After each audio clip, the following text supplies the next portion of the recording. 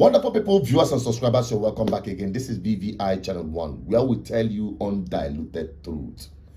Do you know that while Omotosho was sentencing Nnamdi Kanu, he made sure he does not have right to appeal? Listen to his lawyer. This is the latest development. 11th day of January 2026. This is a cover that Ramiya roundabout Sokoto. So the challenges we are having is that the judgment of the court is really affecting Nnamdi Kanu's appeal.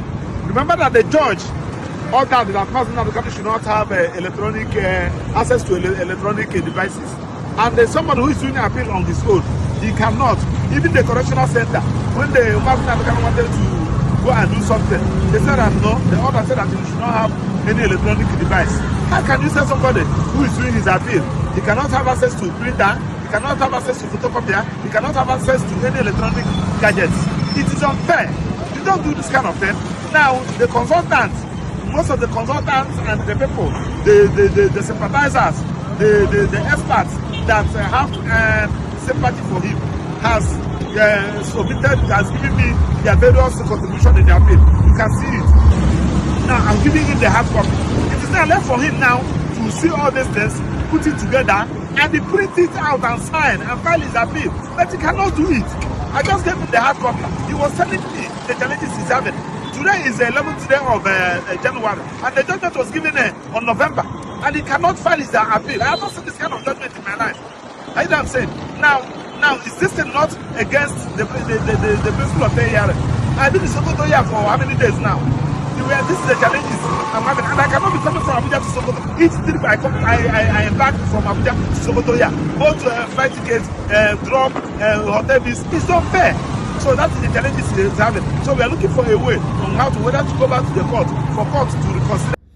That is the wickedness that can only be attributed, hashed from the heart and forged from the furnace of hellfire and Lucifer himself. No, how would you try to? It is not bad enough that you sent him all the way from Abuja court to Sokoto prison.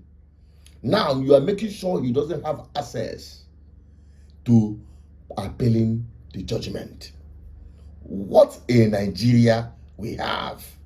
And one good thing about this whole process is to establish the fact with more evidence to prove.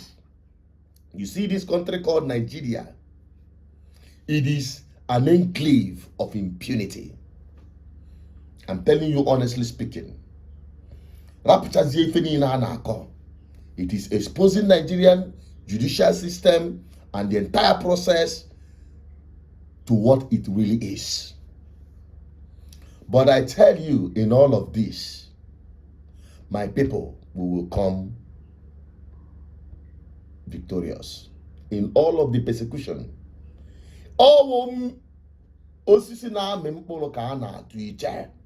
It is only a fruitful tree that people stone to pluck the fruits. And that is what Igbo had been in Nigeria. With respect to Biafra agitation, I will continue telling my people, my fellow Biafrans, do not fret. That is, do not get disturbed. And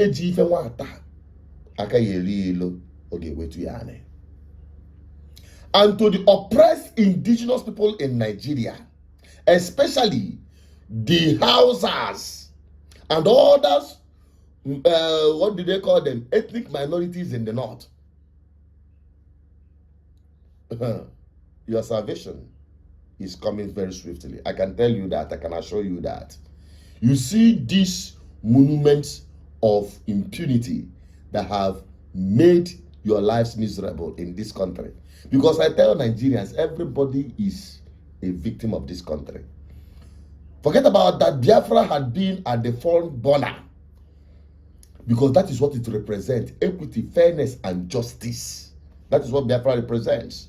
But they want to make you feel that Biafra is all about lawlessness, death, war and breakdown of law and order. That is what they want to make everyone to believe. But the whole thing is playing out what actually is an enclave of impunity, and that is what you call your Nigerian government. Let me keep it at this and tell my people, do not give up. And I tell you, we are going to come out victorious at the end of it. That is my own belief. What is your own belief? Drop it in the comment section. I'm signing out. Bye-bye for now.